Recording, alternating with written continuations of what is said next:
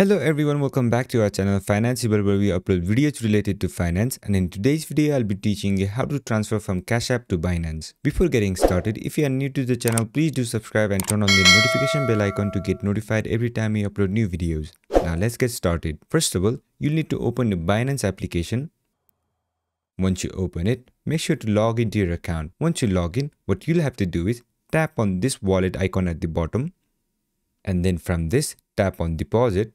Then select the currency. For example, I'll type BTC, that is Bitcoin. Once you tap on Bitcoin, it will give you this kind of interface. Now, all you have to do is tap on this deposit button. Once you tap on it, it will give you an address. Copy that address and then go to your Cash App. Once you open Cash App, make sure to log into your account. Once you log in, all you have to do is type in the amount and then tap on Pay. After that, where it says To, paste the address that you have recently copied from Binance application. Once you paste that address, on the second section where it says For, add a note, and at last where it says Send As, scroll a bit to the right and then select Bitcoin.